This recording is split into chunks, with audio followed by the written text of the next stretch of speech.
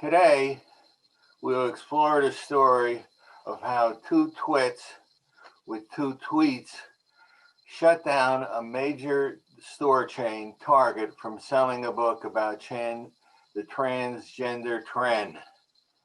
It took machine gun bullets to stop our grandfathers, but it only takes two tweets from what are surely two twits to stop this.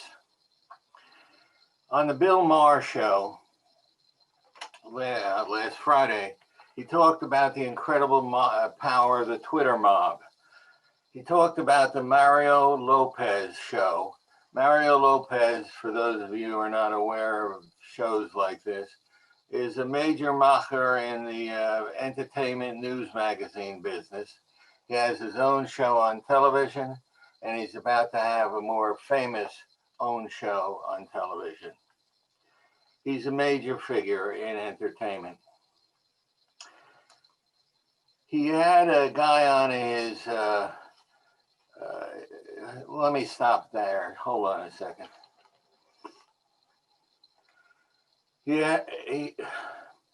Hold on.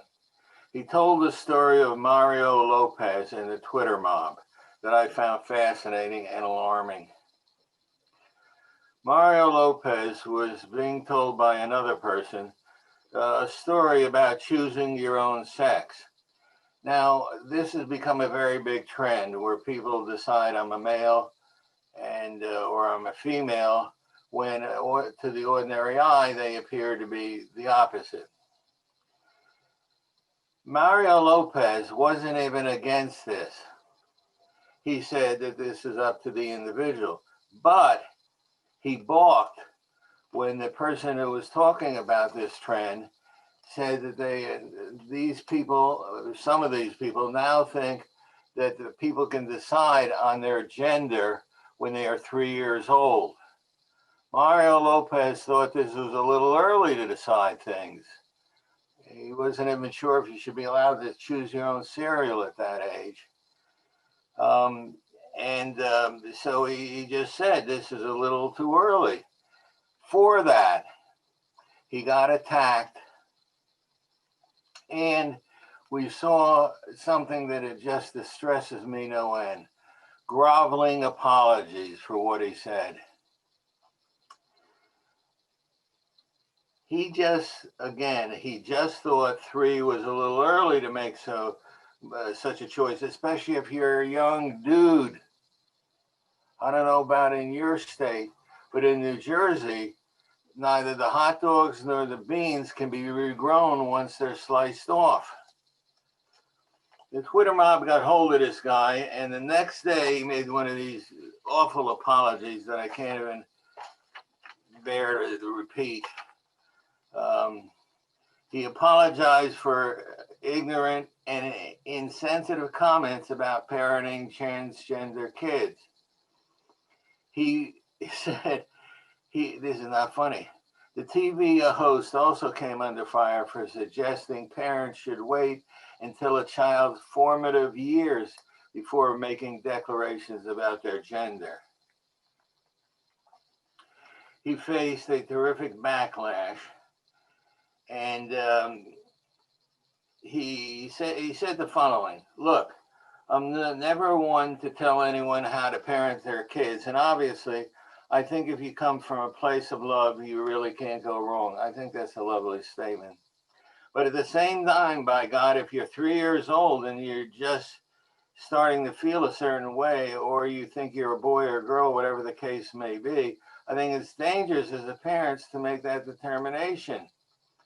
Then, okay, well, then you're going to be a boy or a girl, whatever the case may be. It's sort of alarming, and my gosh, I just think about the repercussions later on. The next day, he had to apologize, and he said, "The comments I made were ignorant and insensitive, and now I have a deeper understanding of how hurtful they were. I've been and always will be an ardent supporter of the LGBTQ community, and I'm going to use this opportunity to better educate myself. Moving forward, I will be more informed and thoughtful." This reminds me and other older people out there of the Stalin show trials during the time when a guy named Joseph Stalin ruled over Russia in the middle of murdering millions of people. He used to have these show trials where people who are absolutely innocent had to get up and confess their sins. And they did this. And it's very hard to watch. Very hard to watch. Now we have people confessing their sins, not when they're faced with the might of Stalin's Soviet Union, but when they're faced with nothing much, actually. I have a couple of questions about this entire Twitter movement, this assault against civil liberties and freedom of speech. I would really like to know who is in this. How many are there? How tall are they? They're black, more white, more black. How many of these people just have their will with the American public, with the American society? We don't even know how powerful they are. What is their source of power? They'll boycott? Well, I mean, if two people boycott Target, that's pretty good. That's not much at all. Is it possible that we have before us the emperor has no clothes situation? Is it possible we have before us the world's largest the emperor has no clothes situation? And we can't get one person in the country, I mean, one person who has some clout, can get some publicity, to shut this nonsense down? There's more that's been going on here. There's been book banning, which I never thought would make a comeback in the United States. There's a guy who wrote a book called Irreversible Damage. You better believe it's irreversible. Irreversible Damage, the transgender craze seducing our daughters. Apparently, young girls are more susceptible to social contagion than young men. This guy, one of two guys, one sent this tweet to Target. You release a statement affirming your support for transgender customers. Then why are you selling a book notorious for its harmful rhetoric against us? Historically harmful products have been pulled from this shelf, and this should be too. Target got one more tweet like that, and it pulled this book from its shelves.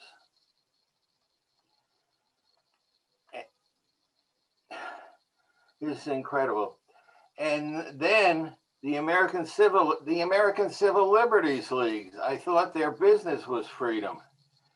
Anyway, they sent a note to him saying Abigail Shrier, that's the name of the book's author, is a dangerous polemic. Her book is a dangerous polemic with the goal of making possibly people not trans. The American Civil Liberties Deputy Director for Transgender Justice tweeted, I think of all the times and ways I was told my transness wasn't real and the daily toll it took. We have to fight these ideas which are leading to the criminalization of trans life again. Stopping the circulation of this book and our idea is 100% a hill I will die on. Here's someone else, a professor at Berkeley, one of the best universities on the planet. He said, I do encourage followers to steal Abigail Shrier's book and burn it on a pyre, that is a fire. This is from a professor of English that you and I are paying for. I'm not sure what to say about this. If anyone knows anything about how this Twitter world operates, I would appreciate your telling me. My family has banned me from using Twitter. Before Donald Trump leaves office, I wanted to thank him for some good things that he did. And he did some very good things. First, the economy. We had perhaps the best economy that we've ever had, ever. It generated more jobs. It raised up those at the bottom. It gave jobs and opportunities to people who traditionally blacks and browns haven't had that much opportunity. It made our retirements a lot better if you have any money invested in the stock market. It was wonderful, and we shouldn't forget that. He was the first and the only president to fight back against the Chinese economic onslaught, which has as its goal making China the #1 economic power in the world and the United States second. It has done irreparable damage to America. Many, many millions of people lost good jobs when their jobs were shipped to China. They stole our industrial secrets, which cost a fortune to create. They have done everything to advance their military might in the world, including trying to take over a fair section of the Pacific Ocean. They have spied on us militarily. They have spied on us economically. They have stolen our wealth in 10 ways from Sunday. He is the first person to fight back about it. You can argue about how effective and all, but the point is, before him, everyone was scared out of their mind to take on China. No one said a word, and he said lots of words. Some of them perhaps a little exaggerated, but he is the first and only president. It is going to be very interesting to see whether President Biden follows through or backs off. He has done a great deal for Israel, which I think is important, because I think that what happens to the Jewish people after Auschwitz is a mark of what the world is like, what mankind is like. If the world allows something tragic to happen to the Jewish people after Auschwitz, then I think we have a definitive idea of what human nature is like, what people are like, and what the world is like and always will be like.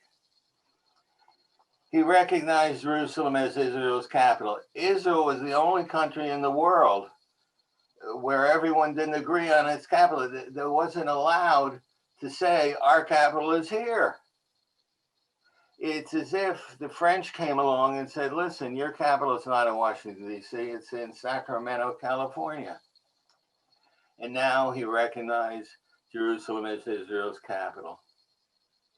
He stopped the flow of money to the Palestinian Authority, which is a rather murderous group. He closed the Palestinian office in Washington, D.C., precisely because they were engaged in acts of terrorism. He recognized Israel's sovereignty over an area called the Golan Heights. The Syrians used to put artillery up on this area and rain down artillery shells on the farmers below. The gaining of the Golan Heights, the taking of the Golan Heights by Israel, stopped that. He moved the American embassy to Jerusalem. There's an organization in the UN called UNRWA, the United Nations Works Authority, which basically takes care of refugees, except one thing. All the refugees, 97%, are in another agency. The so-called Palestinians have their own agency. And they claim there are hundreds of thousands, millions of refugees. Actually, there are only 30,000. We counted them. The UN counted them. There are only 30,000 refugees. That is, the people who originally fled from Israel. Now, the same number of Jews fled from the Arabs' land because they were being hung in public. But the Judaism has a bit of a heart, and so they were taken care of. It took years, but eventually they were all integrated, and there's no more refugees in Israel. There are lots of refugees. That is, the sons and the grandsons and the granddaughters and the grandmothers of people who fled from Israel. Why? Because apparently the Muslims don't care that much about these as individual human beings. What they want is to be able to point at these poor refugees and say, look what the Jews did. The Jews didn't do that. These people ran off basically to get out of the way of war. They haven't been integrated. They can sit there in other countries, but they aren't allowed to become full citizens, so they can't become professionals. They can't borrow money. They can't this and they can't that. And they are just leaving them sitting there without doing a damn thing for them. All they want is an excuse to yell at Jews. Trump has done something else. They may not have noticed because this hasn't been in the news very much. He has crushed Iran by his economic boycott of Iran, and he stopped other countries from trading with Iran. This means Iran has less money in its efforts to become a nuclear power, and they can't make as many missiles, which have one purpose, the carrying of atomic weapons. He has basically removed the Palestinians from the issue of refugees because he has made more peace in the Middle East than has been done in decades. And he's done this by going around the Palestinians and having Israel and other Muslim countries normalize relationships between themselves and countries like Bahrain, UAE, and hopefully more to come. There was a whole line of countries that were going to make peace with Israel, Arab Muslim countries that were going to make peace with Israel. Let's see if they do that once Biden gets in the office. He did something else. On our college campuses, they've not only been taken over by twitting fools, but they have basically gone to war against Jews.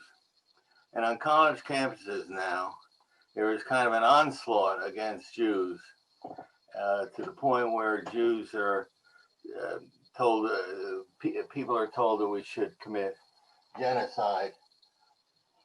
Excuse me. People on campuses are told, there's constant criticism of Israel, constant, unending, exaggerated, wild criticism of Jews in Israel. In fact, there's a demand that genocide should be committed against the Jews of the Middle East. They have a slogan, from the river to the sea, Palestine will be. The river is the Jordan, the sea is the Mediterranean, and the Jews in between are to be slaughtered. Trump, and only Trump, has done something against this. He has basically used the Department of Education, Division of Civil Rights, to demand that Jews be protected the same way blacks are protected on college campuses. And this has been done. Hopefully it will continue. And the people from the Department of Education, Civil Rights Division, go to different campuses and point out how Jews are being attacked, and genocide is being demanded to be committed against Jews. And he has sent people from the Department of Education. They go to each campus and they say, look, do you want to stop this, or do you want us to stop the flow of federal money? The flow of federal money is absolutely essential to the operations of all colleges and universities. There is one thing, federal loans. Without federal loans, a lot of colleges and universities, practically all of them, would shut down. And he has leveraged this giving of money. And he said, look, you have to stop slandering Jews. You have to stop attacking them. You have to stop demanding that genocide be committed against Jews. Sounds reasonable to me. I wanted to mention Jonathan Sacks again. Jonathan Sacks was the chief rabbi of England. But more than that, he was kind of the wise man of the universe. Probably the wisest man in the universe for many decades. I wanted to just read you a couple of statements that he made. He was talking about the family. The family, man, woman, and child, is not one lifestyle choice amongst many. It is the best means yet discovered for nurturing future generations and enabling children to grow in a matrix of stability and love. Here's another quote by him. Sacks concluded that when husband and wife turn in faithfulness to one another, will come as close as we will ever get to God himself bringing new life into being, turning the prose of biology into the poetry of the human spirit, redeeming the darkness of the world by the radiance of love. Sachs said that attacking Jewish scripture without looking at how it has been interpreted over the years is very unfair and should not be done. He attacked the new atheists. He said that they lacked the passion of Spinoza, the wit of Voltaire, the world-shattering profundity of Nietzsche. One failed to reflect to get the slightest sense that they have grappled with the issues that science alone cannot address. The existence or non-existence of an objective moral order, the truth and falsity of the idea of human freedom, and the ability or inability of society to survive without the rituals, narratives, and shared practices that create and sustain the social bond. This question is really the heart and the soul of this podcast. Is there an objective moral order or is there not? Most professors nowadays say there is not. They say there's a better way, listening to them. I tend to doubt it. I thank you for listening, and I hope you'll agree or disagree with what I've said and get in touch. This is George from Citizens Going Wild. Thank you.